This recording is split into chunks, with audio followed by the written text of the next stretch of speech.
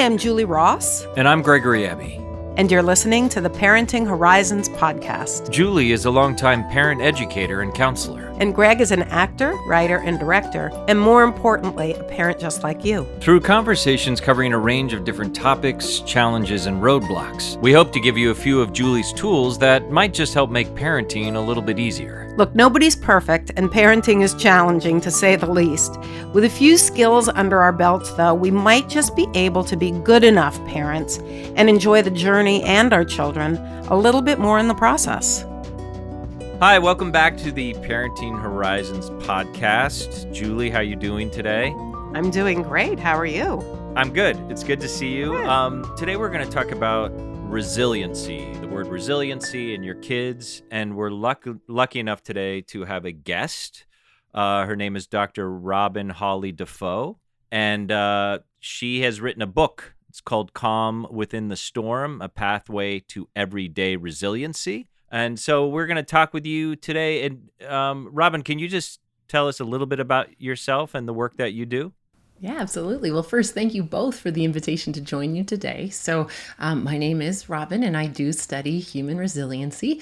I also am a mom of 3 children, and so I feel as though I can bring to this conversation my own lived experience raising teenagers, as well as a person who's worked in the academy for 20 years. I'm going into my 20th years working in the university. That's awesome. Fabulous. So let's just dive into this. I guess my first question would be, how do you define resiliency, I guess? And also, when you talk in your book about resiliency in parenting, you kind of talk about why some children give up and others don't. So can we kind of delve into that a little bit? Yeah, great questions to start us off. Thank you. So what really kind of differentiates my view about resiliency as a scholar is I very much think it's a learned trait. So it's something that we're not born with or we're not born with. It's this idea that it's our ability to weather or bounce back from difficult situations, setbacks, disappointments. So it's all about how people can forge their comeback. And I do believe that's something that with our children especially, we can teach them those skills. So kind of to differentiate that difference, why do some children get up and some children kind of give up and they get really stuck, whether it be with labels or even just their own story about not thinking of themselves as a resilient person or good in particular areas. We talk often about just these pillars that really help children be able to have first that sense of belonging. When a child has that deep sense of connection to community, to family systems. And again, it doesn't have to be a big group. It's that one caring, consistent person in a child's life that wants them to do well and sees their potential. That makes a huge difference. We also know it has to do with mindset or their attitude. We also talk a wee bit in my research about acceptance and also the roles of hope and humor. So we can use those as tools to help us weather those challenging seasons in our lives, which are inevitable for all of us. So can we just go through the first one you mentioned? And I'm assuming maybe you would agree. It's funny because we do a parenting podcast, so a lot of it is about kids. But oftentimes when we talk about these things, I feel, and Julie feels too, these ideas can also relate to adults as well, this idea of resiliency. So maybe we can just go through a little bit that list you just mentioned. I guess the connection piece is kind of obvious, but you just mean setting up a dynamic, whether it's with the parent, someone at school, a community, possibly a church. Like, what do you mean? Yeah, so when we think about that concept of belonging, and it does absolutely go across the lifespan. So yes, for even our toddlers all the way up to elderhood, we need to be part of community. And what we know about that is it's how we find that place where we have that security and that safety. We talk about this as it's where we get our psychological safety, even knowing that we're seen and we're heard and we're valued and people have our back. People want to make sure that we are going to be able to bounce back from some of the challenging things that at times people might even protect us, and other times they might even be able to kind of steer us in the right direction. But ultimately, we know we have a safe place to land. And that is so crucial, again, across the whole lifespan, that we have that deep sense of connection and community. And the other piece I draw attention to too is it changes over our lifespan, right? So Sure. when we're little, we're obviously highly dependent on our family systems to provide us the things that we need for that safety. And as we grow, our systems sometimes change and evolve, and that's part of it. So at the end of the day, it is knowing that you have people around you that are going to make sure you're okay. And you also feel that connection to make sure they're okay too. Do you feel that, children who, for example, don't grow up in a safe environment with their parents, I mean, that the parents are really not safe, that there's some toxicity there. Do you find that the resiliency can still be learned after a childhood where the safety net is not there to begin with? Yeah, you're asking an amazing question. And the answer is 100% yes. I have seen in my practice, in my work, in my research that early adverse childhood experiences, that's what we talk about that as, or whatever that might look like. When children Mhm. grow up in situations, their resiliency might look different. They would likely have to rely on different sources and different opportunities to build that resourcefulness, that stick to itiveness, understand kind of how you create value. So it might look different, but we definitely see that children do have the capacity to be able to learn new skills. Now, the one little caveat I usually put there, though, is going through difficult times doesn't make someone resilient.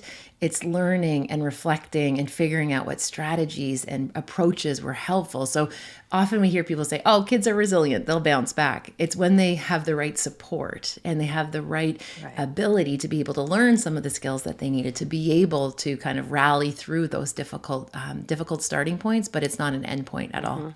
And how do they learn that though? Because let's say they're not getting it from the parent. And so I understand intellectually what you're saying is that they need to get these tools, but if they're not getting them, I mean, unless they're coming to see someone like you, do they intuitively start to seek those things out? How do you repair it? Yeah, Greg, you're asking another, these are amazing questions. I love this. I love that we're diving right in.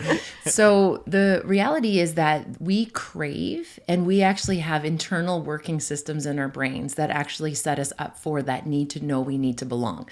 That's where we run into that issue between belonging versus fitting in.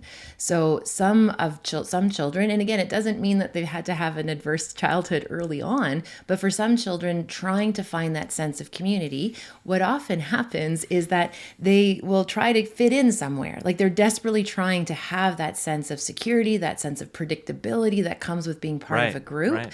Mm-hmm. So unfortunately for some children, they're going to go about it in perhaps maladaptive ways, right? They're Right. going to perhaps become people pleasers, or, in really extreme circumstances, we see them getting involved in things like gang behavior because gangs are a family.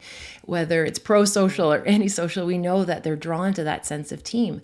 Now, where we can actually have some early intervention is ensuring that those places that they're seeking, that those are those solid foundation places that are operating on that character traits or those values that we want to instill in them. So that's why it's so important. Our school systems, our before and Right. after school programs, our different clubs and groups and organizations, especially in areas where children might not have a lot of exposure to positive role models, those groups are invaluable. Wow, I kind of love that. So, and that makes sense that we all have an intuitive need to find that connection. I mean, I guess, Julie, you would say it feels like we always talk about where it starts is usually at home, obviously with the Yeah. parents and a lot of listening and sort of imparting your values, right? Julie, I feel like that's what we talk And about all the and time. yeah, absolutely. And unconditional acceptance is one of my big philosophies is that in order for kids to feel like they belong to a family, they have to feel accepted for who they are. And that could be anything. I could be talking about the LGBTQ plus crowd. I could be talking about a kid who wants to read as opposed to play team sports. Hmm. It can go from things children choose to things children don't choose, but that there needs to be an acceptance on the behalf of the parents in order for kids to feel like they fit in with the family. And I think first family is so critical. I just feel like it's easier if you have the first family support.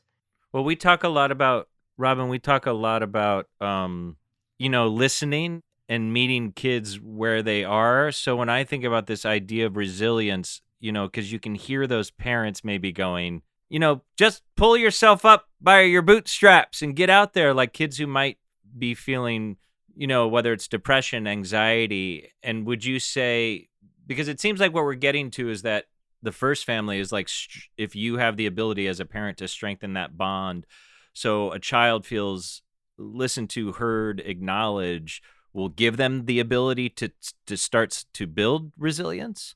I think it's definitely a starting point. Yes. Right. So, and Right. again, I totally echo when we have that dialed in first family, like that's optimal, but that's not always the reality for so many people. Because Right. as parents, we're learning as well, right? We're also, this is our first time in this. And often when we go into parentinghood, it's a very interesting season of our lives. Even a lot of our own maybe unresolved pieces might be Yes. coming up to the surface, and all of a sudden now you're responsible for someone else and establishing that what we call empathetic attunement. Empathetic attunement is when you describe what Julie just described there about being seen and heard and honored as you are, and that you have a role and you as you, not having to change to meet somebody else's expectations. It's like, this is who I am. When you have that and that security, like, it's extraordinary how children can soar. But a lot of times us as grownups, we might not have even had that. So it's Right. hard to give something you don't have. So I think what's so important, again, is just recognizing that not one incident is going to make or break a child's resiliency. And that's what I often talk to families about. So not one incident is going to be that kind of that turning point for them. We do know, though, that chronic exposure to their needs not being met and not feeling that sense of safety, it's going to lean them towards more maladaptive practices or behaviors. But I do believe ultimately, like, how we show up for our children, how we show up for ourselves is so crucial in helping children learn resiliency. And one of the ways, again, on my website, I have lots of references and resources here to share with folks. But I think what's so important is that different ages and stages, what our goal of resiliency is going to look different. Right. So, for example, when they're very, very little and we're in infanthood, resiliency is different than in toddlerhood when they're starting to explore and get into, they're doing that exploration mischief kind of stage where they're just trying to learn about their world. And how we interact with them at these key milestones of their growth and their development, those are going to be those areas that we want to put some good attention and focus to. So an example I can share with you is, if the toddler, spills their drink, right? Say they're trying to pour themselves a drink and, pour their juice or their water and they knock over a cup.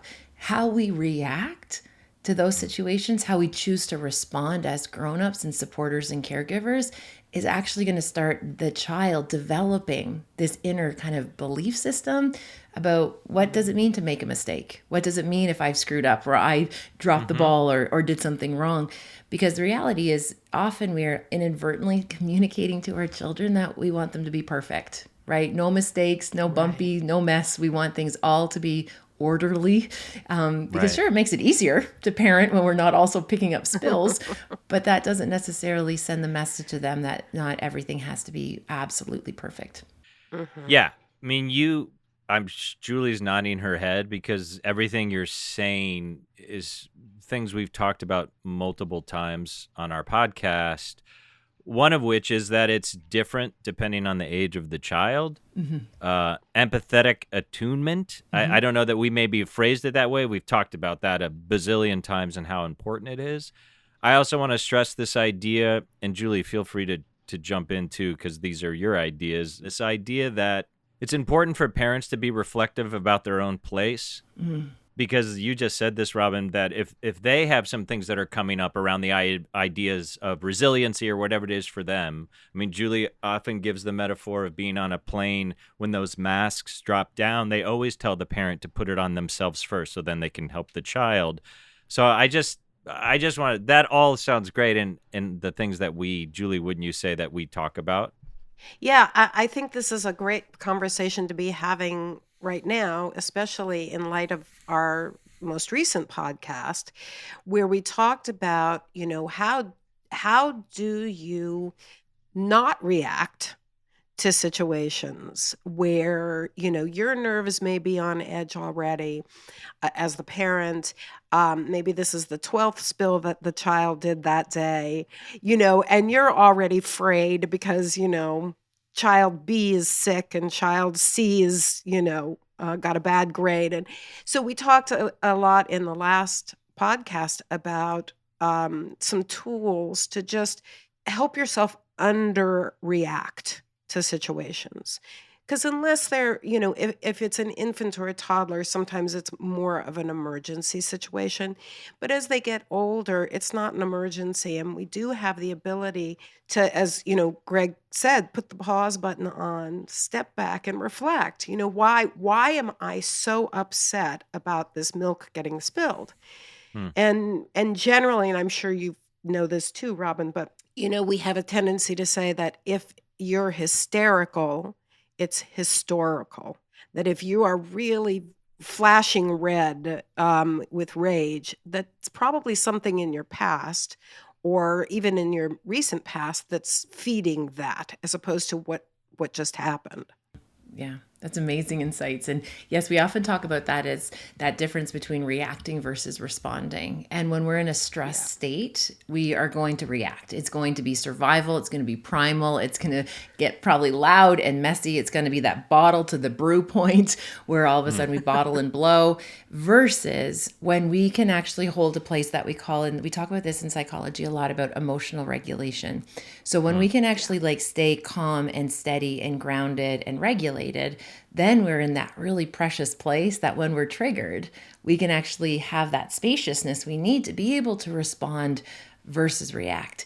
But unfortunately, for so many family systems, we're on autopilot. We are literally just going from one fire to the other fire. So it's actually hard to hold that place of regulation. So when I'm working with families, one of the things, especially for the primary caregivers, we talk about how important it is to ensure that in the morning, first thing in the morning, that you even have just 5 minutes with yourself to have a morning ritual or a routine that really sets the baseline of what it feels like to be calm and steady. Okay. Right. So even if it's 5 minutes where, you have your cup of coffee and you're just okay, for 5 minutes, I just need to remember what it feels like emotionally in my body to know what calm feels like. So then that way, as the day starts to unfold and you're triggered and you have all these other things coming up, you actually can recall that sense of calmness quicker, versus if it's something you haven't felt in a month, or if you haven't felt it since you've had children, right? So we call that primacy, right? So we want to make sure that that's primed, the pump is primed, so to speak, to know where do we want to get back to quickly. And I can share with you, I work with so many families, so many different backgrounds worldwide, that the family systems have shared, that moment in the morning has become almost sacred to them, because they know, they set the intention that this is how I want to show up for my family. This is how I want to show up for my children, for my community. And they go back to it. And the more they do it, it's cute. Usually what happens, that 5 minutes turns into 10 minutes, because it's their only piece of the day. So it starts to grow. And with that growing, it just starts to model more calm to our families. Well, and I think it also, That's wonderful. Yeah, and Thank to get you. back to what you were saying is that because in that moment, if you're able to bring that as a parent, you're also helping the child to have you're encouraging some resiliency around that. They're going to react to what they're getting. So if they're being shamed or, it's an uncomfortable moment, it makes it harder to feel like you can do this. I think what you would say. And I mean, the other thing I want to point out is I have 3 kids too, and we talk about this often too, is that I think that's the ideal situation. We talk about the circle back a lot, meaning that we all explode, we all go off. It's ideally you're coming with that. And then if you don't in the moment, you have the ability to circle back at another moment to maybe address that situation. I want to ask you, this is all really wonderful. I guess, you're talking about your practice, and I want to talk about, because you talk about 3 simple tools to implement. So we can talk about something constructive that parents can do. So do you have a practice? What are families maybe bringing to you that you're dealing with? Are you dealing with kids individual? Are you dealing in a family therapy situation? And what are those situations? And then what can we go through some of the practical tools you might share with a parent? Yeah, absolutely. So what I'm doing now, actually, I'm working in a space where I'm creating more resources and tools for families. So not doing the one-on-one work that I did before, and I Mm-hmm. did that in various different settings, whether it be in like hospital settings or whether it be in clinical practice or school systems. What I'm doing now, though, is wanting to basically make this. If we imagine like a parenting classroom, I want to make it bigger. I want to make it so you don't have to go to university to be able to learn about child development, right? So that's where I'm in right now, is creating open educational resources to really help parents learn the skill sets and some of those behavioral approaches for addressing emotional health and wellness and resiliency for their families. So I work in that kind of broad strokes right now of like supporting the people who are doing this work. And one of the things I can share with you that we're definitely seeing right now is we're seeing such an increase in children with rates of anxiety, and where anxiety has become so prevalent, and the world events of the Yep. last 2 years have just Yep. exacerbated a condition that was Mm-hmm. just under the surface. So our children aren't becoming anxious simply because of COVID. It was right there, right under the surface, and we're just seeing that so much more. And one of the approaches that we use and some of the tools that we use is recognizing that we have to help children be able to learn how to work with their big emotions. And anxiety is a reaction, it's an emotion. And often what happens is we're just trying to push all those out of the way, right? We're just like, no, no, Mm-hmm. no, we got to Mm-hmm. focus on the school. Well, a child's not going to Right. be able to learn if they don't feel safe, right? So getting to that fundamentals of setting them up for success. And one of the first tools that we talk about is the difference of being like a rescuer versus a supporter. What our children need are supporters, people that are going to actually teach them the tools, the strategies, versus coming all the ways into a child's life and like scooping them up and rescuing them from any possible discomfort. And that's actually one of the things that we've seen that's contributed to quite a bit of anxiety, is that when they were little, children didn't get really a chance to learn problem solving and critical thinking because everybody was doing that for them. So it's actually helping them when they're little to work with discomfort. And it's interesting, I can share with you, I recently was asked about my thoughts on, these, events where all the kids get awards, right? All the kids get medals, all the kids get trophies. And unfortunately, that sets them up for, I think, failure as they grow up if they think that everyone always gets a ribbon. Everybody Right. always gets that Because special that's not life. recognition. It's not life, no. And if we do that, and it's interesting in our culture, what I see is that we do that until they're about 16, and then we're like, toughen up. Well, they've never had a chance to, right? They've Yeah. had that kind of extra support, which of course that's that differentiator. Now we do rescue our children when they're in danger, right? Like, of course, we will always rescue them. But most of the things that we are rescuing our children from are actually things that they could actually benefit from learning their way through it. And so that's one of our first tactics. When do we rescue and when do we support? And obviously, danger we rescue, but Sure. sitting back and sometimes letting them experience some natural consequences is not the worst thing for a child to have happen to them. Yeah, I want you to speak to this, Julie. Because this is sort of a similar idea. You could do this podcast with us, Robin, because you're really talking about the same ideas, and I think this is connective. We did an episode recently, and we did a lot of talk about. Julie calls it overprotection, and I think the Yeah. idea is, and Julie, please kind of speak on this too, is that when you don't give the child agency, I think that speaks to resiliency. Yes. If you step in and do everything for them, and like you said, there's moments when it's an emergency, and obviously when they're younger, that's different. But when you're overprotective, they can't build resiliency if they don't have an opportunity to do it. Julie, would you agree with that? Is that kind of the idea that we talked about? Oh, yeah, absolutely. And it kind of dovetails with a question that I was going to ask Robin, which is, you said that, you acknowledged that the anxiety pre-COVID was something that was kind of percolating, and then COVID really brought it all to the forefront.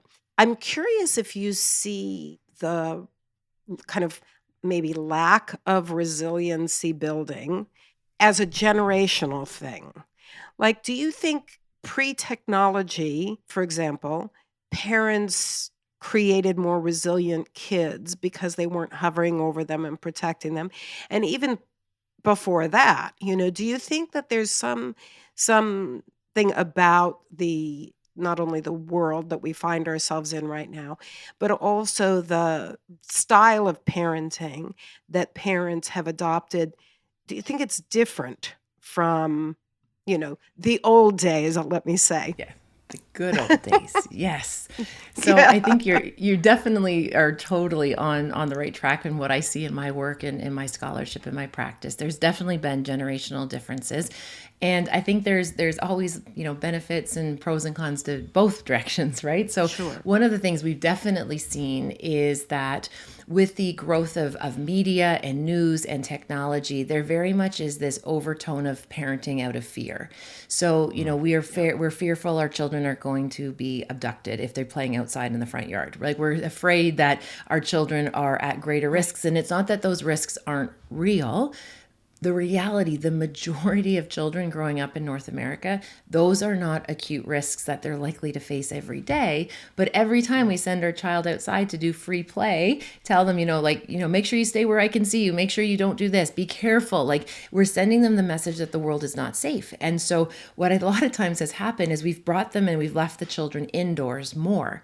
And there's this amazing phenomena that we know about outdoor free play. When children get a chance to have, opportunities to play in nature, when they get to be outside, that there's all of these problem sets and these critical learning skills that they're learning. And if you're always indoors and always in structured play groups and being given friends and being given hobbies, children don't have some of that natural learning, that appreciative inquiry that happens organically. And that organic learning is so important. And we do see children who spend time in nature have stronger problem solving skills. They have more imagination, more creative thinking, more free play allows them that freedom to be able to explore and to imagine. So what's happening, I think, right now, especially with technology as well, is that they're becoming consumers where they're being entertained. They're constantly able to jump from one thing to the next. They don't have to sit with boredom. They don't have to use some of their other skill sets that are so important for childhood development. And it's not to suggest that screen time isn't, there's definitely advantages for children learning technology, of course, but when we're doing it in replacement of relationships, and when we're doing it in replacements of learning those skills, those key skill sets that we learn when we are in free play, those are the parts. But I do understand, though, for parents and caregivers, there's so much negativity and noise and scariness in the world that during the 80s and the 90s and the 2000s, we brought them back indoors because we were worried about them being out there. So it's the intention. I understand we're trying to keep our children safe, but there's that great book, Too Safe for Your Own Good, where the fact that children now don't have some of those skill sets that we know are so important for emerging adulthood. Yeah, and that just speaks to me again. Like, so we keep coming back to the idea of resiliency. And it's always a fine line, too, like you said, because I think, back in the 70s, 80s, on one hand, they had more freedom that probably built resiliency. There was a lot less attunement. Yes. A lot less. So now it's like, would you say for parents, it's finding that balance? Because in a lot of ways, this happens with a lot of things. There almost feels like there's an overcorrection. Yes. It's very tricky with the electronics. I totally agree. I think it allows you to, depending on the child, it can allow you to disengage from a relationship and feeling. You mentioned boredom. It can, and all of those things, would you say, build resiliency, this idea of sitting through uncomfortable feelings, going outside. Is that the idea? 100%. And I can tell you, with those adults that I work with, most of the maladaptive behaviors we're trying to do a wee bit of correction on are behaviors they've picked up trying not to feel things. We go to great lengths, ridiculous lengths, to try to avoid pain, to try to avoid discomfort. We try to numb out all those feelings that don't serve us. And we have a very, our relationship with our feelings, it's like a fickle friend. We like the good ones and we want more of the good ones, but we don't want any of the jealousy, the sadness, the loss, the pain. And as humans, we go to enormous lengths to avoid discomfort. However, some of the learning, some of the ways where we can actually have growth is when we actually learn how to sit with some of those uncomfortable feelings. It's not that we have to seek them out, but when they do come upon and our life events bring them to us, which they always will, It's actually learning, okay, what do I do with it? How do I sit with this? How do I sit with rejection? How do I sit with disappointment? And the vast majority of children are being rescued from those feelings. And then I see, as working in the university, I see these first year university students come in and they've never been rejected. They've never not had somebody who was fighting their fights for them.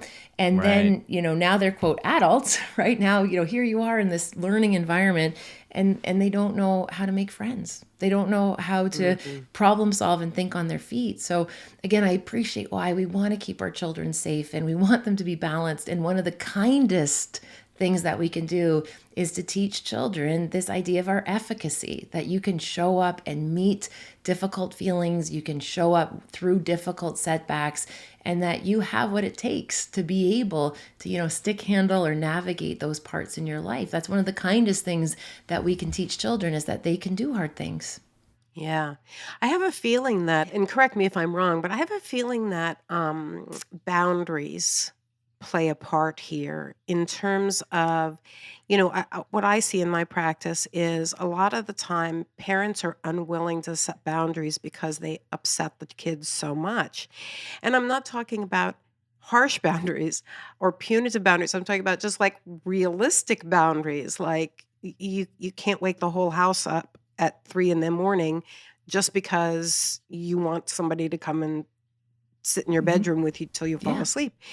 But parents are often very unwilling to set those boundaries because they what they say to me is, my child gets so upset.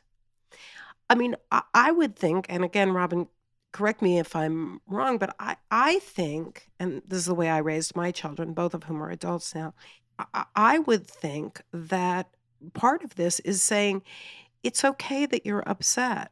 You may not like the boundary, but this is it's for the benefit of the family, or your benefit or safety, and and being upset can be part of it. It's not Mm-hmm. the end of the story when we get upset or angry or Mm-hmm. frustrated or disappointed. It's not the end of the story. It's a moment we pass through. Absolutely. Yeah, that's a beautiful way of saying it. You're absolutely correct. The boundary setting piece is key, because boundaries essentially we talk about these as they're life enhancing systems. So people can feel security and safety, and they also know where the line is. We need to know where the line is, because Right. otherwise we're going to go into adult relationships and not have the skill sets required, because we don't know how we work within the parameters of situations. And I can share with you, in our household growing up, again, there are three of them. One of the things, like, we had what we considered family non-negotiables. There are certain things in our family we do not do. We do not disrespect anyone, and that goes both ways. So I will not disrespect you as the Love it. child and shame you and guilt you for something that you've done, and you don't do that back to me. And I can tell you, I even remember the children being like, they're all 2 years apart. So I remember them being like, 8, 6, and 4, and we were out for dinner, and this child at the other table was extremely disrespectful to the mother. And I remember at the same time, all three of my children, their little heads turned around on a swivel, and they're like, whoa, that would not That fly. wouldn't fly. That would not fly. And again, it wasn't meant in a punitive way. It was just like, this is your home team. This is the most important people in your life to set you up for success. And we are going to respect one another in all seasons. And yes, we can do the circle back, Greg, like you said, that, if we did maybe drop the ball or didn't show up how we wanted to, of course, we respect each other enough Sure. that we forgive and we move on and we do relationship repair. And what I think so often happens is, so often as parents, and I understand this pull, of course, is that, like, we want to be friends with the children. We want them to like us. And one of the kindest advice I remember a psychologist sharing with me is, it's our job as parents to basically, we're trying to raise, thoughtful, meaningful, contributing citizens. We're not trying to raise best friends, right? So it's, how are they going to function without me? And I appreciate that takes a lot on the ego as a parent, Yep. right? Our egos want our children to, be connected. But if you do your job well, it will happen organically. If you do your job well, they'll still want to be part of that home team moving forward. Yeah, absolutely. Yeah, Julie frames it, and again, I feel like you're saying the same thing, is about imparting your values, what your values are as a family, and sharing those. And I mean, I'm assuming just listen to you speak because I also have 3 kids. I think that there are kind of I forget the word you use. Like this, these are the rules. These are the values that we don't break in our family. The But non-negotiables. not non-negotiables. Yeah. But you also, I would think you say, and Julie talks about this too. You have to be attuned because kids are all different. I see it with even among my own 3 kids that you have to be adaptive to each one has different struggles, different challenges. Oh, 100%. Yeah, our children, they even though they can grow up in very consistent, similar environments, one of the things that I was so markedly mindful about is that, our firstborn, he got a mom with no experience. Our secondborn got a mom with 2 years experience, and our thirdborn had a mom with 4 years experience. And that was wisdom, right? Like, so they didn't get the same parents in terms of my skill set as a parent.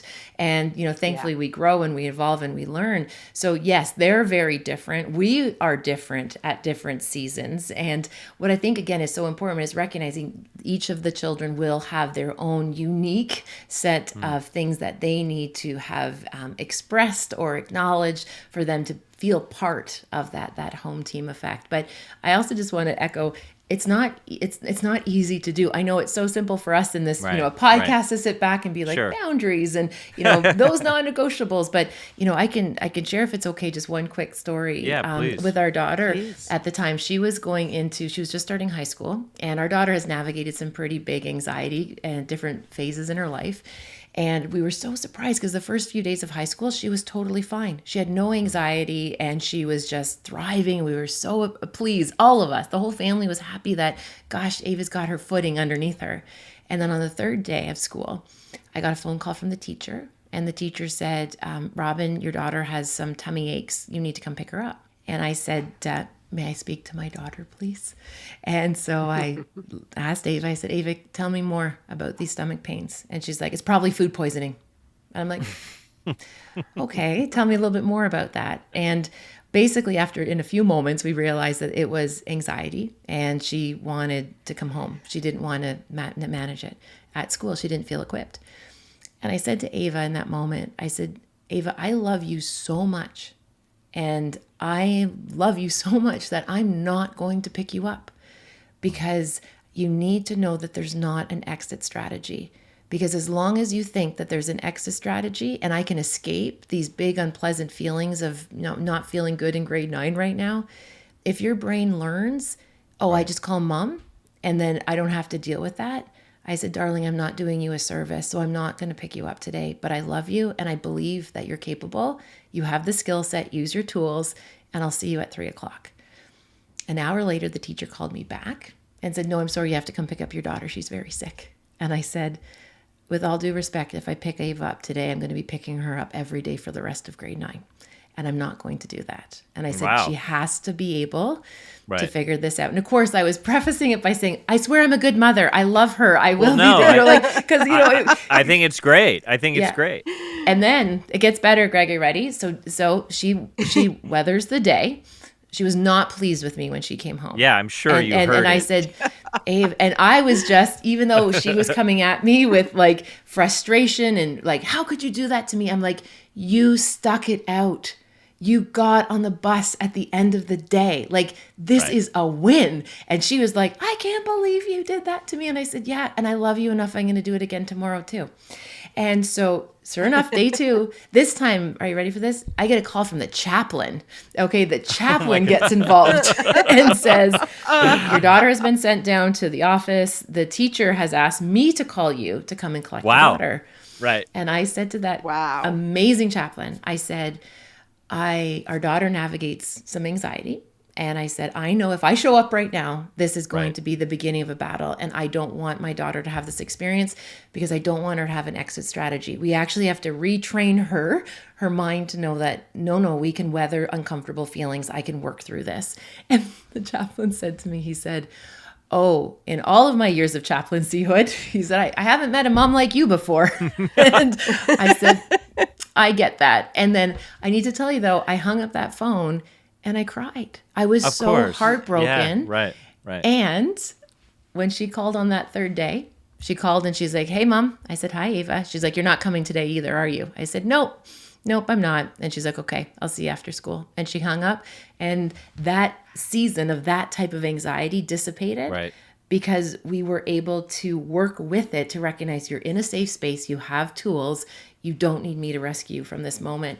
And what's amazing now that she's, well on her way in her high schoolhood, she'll often talk about the fact that that felt like such a turning point with her anxiety where she faced it. And I think what we need to do is to teach children that they can do hard things. They don't have to do it alone. She already had the tools. She had already learned how to work with it, but to give them the spaciousness to practice the tool, to use it, to try it. And but again, it's just a note. I was crying at home. It's not easy. It's not easy. I think that's amazing. I don't know, Julie. I've had a lot of thoughts as you were talking that.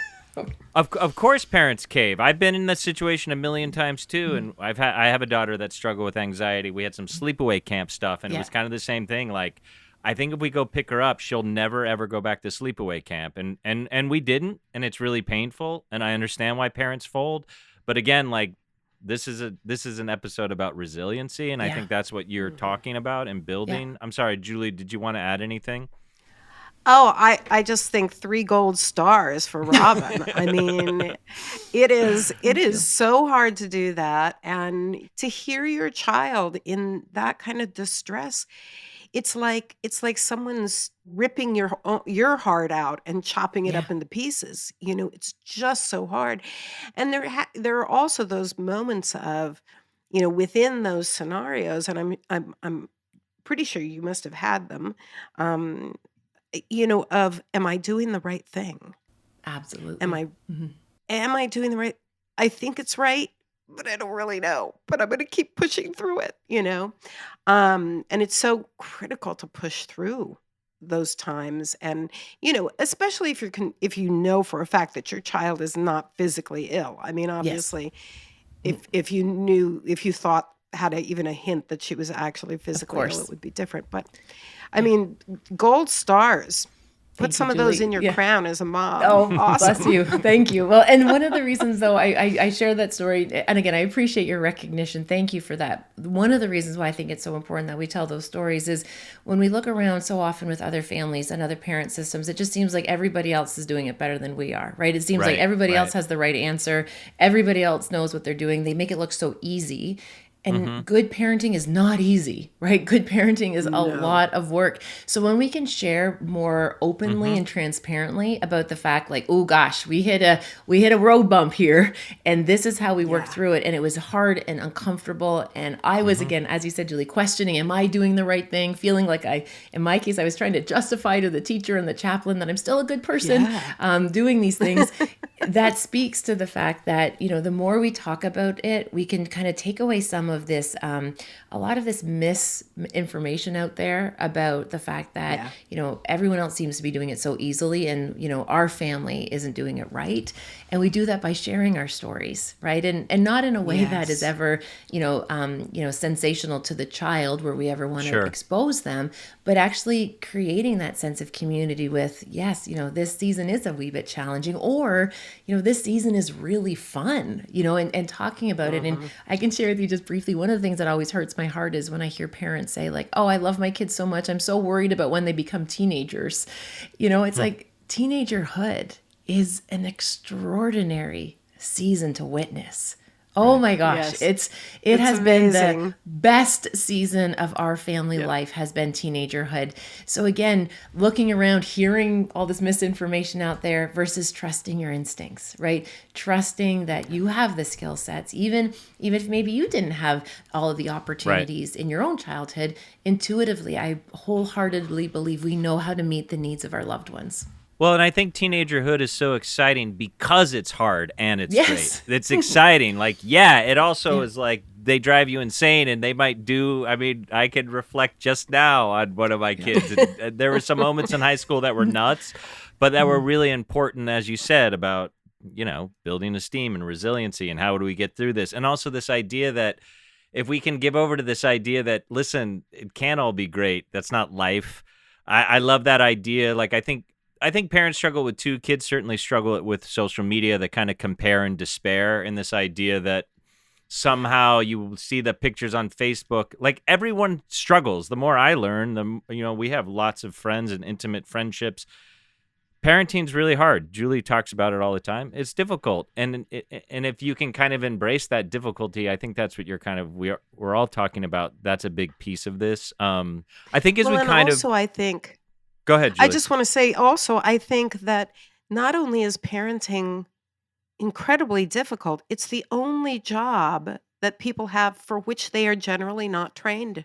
We're learning on the job, and that just strikes me as completely bewildering because it is our most important job and it is hard. And I don't understand why more people don't seek out expertise around it. I mean, I think there are more people now than there have been in the past, but there's still a lot of defensiveness around seeking that kind of advice or the skill set. I mean, like you said, Robin, it's simple skill sets. It's not some big mystery. You don't have to go to university, to study to be a parent. You learn some good communication skills and it's, and then you're set. Right. I think as we wrap up, I guess I want to ask two things. So we've talked a lot about the different skills that parents can use. I mean, if there was one thing, I mean, we've had kind of a broad conversation, obviously talked a lot. Actually, I want to try to do two quick things, actually, because Sure. you also talked about knowing when to ask for help, and then we'll talk about the one thing parents can hold on to. But you've talked about knowing when to ask for help and when to continue on your own. And my guess is that's around if a child has reached the point where, like, whatever you're doing as a parent, if a child is dealing with, say, depression, are you talking about the idea when you might seek professional help? Because even if you're a parent and you're trying to do these techniques and they're not working, what do you mean when you say that? Yeah, I think what's so important is so often we feel like we're supposed to do all of this with our own two hands, and we're there's shame that's often associated or guilt if we have to ask for help. And the reality is, I don't believe any of us are meant to grow up in isolation or trying to do this by yourself. So I always say, parents, first of all, parents will say, how do I know if I'm a good parent? It's like, well, if you're asking that question, you already are, right? Because the parents we worry about aren't the ones that are asking, am I a good parent? But also not to be afraid to make sure that your needs are being met as well. So as we're learning, as you said, Julie, we don't get training on how to do this. If you notice that there's parts that keep coming up for you, or just realizing parenting is such a vulnerable exercise. It's true love, and it's the most vulnerable relationship, and it's the most important relationship. So making sure that if you need a wee bit of support, if you want to talk to somebody, like that, there's zero shame in that, and you're bettering everyone by doing it. Because when the primary caregiver is regulated and dialed in and supported, the families will flourish, right? We know that if mom's okay and family or primary caregiver is okay, or dad's okay, or grandpa, whoever is that nucleus of the family, the stronger the nucleus is. And that doesn't mean an intact family. It could look whatever that Sure. family constellation is the fact that we know that we don't have to do it alone, and we know that there's help out there, and to kind of create some opportunity to minimize the stigma. If we do need help, there's that shame doesn't serve anyone. So that would be that piece there about there's no shame in asking for help. And I guess I'll let you both sort of, as we end, like, if there was one piece, Robin, why don't you start? Like, if there was one thing that you'd ask parents to hold on to right now in terms of this idea of resiliency in their kids, what would it be? I think the one I mean, I know it's piece- hard. yeah, And if you can't it's do hard, it in yeah, but one, no, it's fine. I'll try. Okay. I always do that to Julie too, and she's like, Yeah. "I gotta say one." Yeah. So- Just a few thoughts. Okay, a few thoughts. One of the things that we can do is actually teach children how to label their emotions. Okay, teach them how to name their emotions, because so often our children grow up and they hear fine, good, and no one really actually knows what fine means or know what good means. So be like, oh, this is sadness, this is jealousy, right? This is loneliness, this is excitement, this is nervousness. Because what happens is we just kind of glaze over all of them, and they're good and they're bad, and it's not a moral issue. So teaching children to actually name their feelings is one of the kindest kind of parenting takeaways that we can offer a child. And the second one, I'm going to squeeze this one in here real quick, Greg, is this idea that whenever we do any type of correction with a child, error detection or correction, my invitation is to connect before you correct. Okay. Make sure that you see them and that they know that they're safe and that like you're on their side, and then offer the error detection or the correction. So instead of just being like, gosh, you got to make sure you empty the dishwasher after school, to say, hey, how was that day at school today? How did your kinesiology class go? How did math go? Okay, hey, I noticed that the dishwasher's not done. So that's part of the rule that you need to do it. So I'm going to ask you to do that in the next 15 minutes. Thanks. And then we're done. So connect before we correct, and then give a timeline of your expectation, because that teenager very well could say, well, I was going to do it at midnight. But no, the rule was that you actually are going to do it within 15 minutes, please. Right? So that little bit of structure, connect before we correct, is one of the things I think that's really important for our children, just to learn how to work in our world, right? How to be able to show up in a way and work together. So I think that would be some of my takeaways. That's wonderful. Julie, do you want to add anything? I want our listeners to leave with what Robin just said. So I don't want to make another point that might muddy. I think what she said is so critical, that we need to teach our children what their feelings are and how to express those feelings. And I love this idea of connect and then correct. So I want them to remember that. Those are two absolutely critical points. Wonderful. That's great. So, again, I just want to say the book is called Calm Within the Storm, A Pathway to Everyday Resiliency. It's Dr. Robin Holly Defoe. This has been amazing. You talked a lot about resources today and resources. So where would a parent go? Because obviously we talked about so many different ideas today. Is there a place a parent could go to find some of these resources you talked about? Yeah, so most or of find them, you. Thank you. Yeah, thank you so and much. Find Julie. you, yeah. Thank you. So all my resources, they're available on my website, which is my name. I can send it to you for the show notes. It's robinhd.ca. I'm in Canada, so it's robinhd.ca, my website. On there, there's free guides and tools and resources on lots of different topics about resiliency and wellness. And if it's okay, Julie, you honored me with your very kind pause. Instead of adding more to that conversation, please know that I recognize your expertise, and so thank you for that support. And if I can offer just the tiniest, this is probably one of the most pivotal parenting advice that I ever gave, and I would not want to not share it with your group just because you've been so open and kind-hearted to me. One of the best tools, again, at the absolute end of the day, Greg and Julie, is that when you go in to hug your child, it doesn't matter if they're a toddler or if they're an adult, when you hug your child, let them pull away first. Because sometimes we get just quick little squeezes. And there's been other times where I've, held my big 18-year-old boy, and he lingers there just for a little longer. And without saying anything, he's letting me know that he just needs that little bit of extra support. So let your child be the one that pulls away from the embrace first. And it is just transformative to be able to see how children can get what they need in many, many different ways. And that has been one of the brightest blessings that I've ever been able to experience with my family. That's beautiful. That's an amazing note to end on. So thank you again. We really appreciate you coming on and talking with us. Thank you. Take good care, everyone. Thanks for having me. Thanks for listening to the Parenting Horizons podcast. If you enjoyed today's episode, please share with your family and friends. And if you'd like to hear more about Julie's work, join one of her parenting groups, or see about individual counseling, please visit parentinghorizons.com. Or you can email Julie at julie.ross@parentinghorizons.com. See you next time.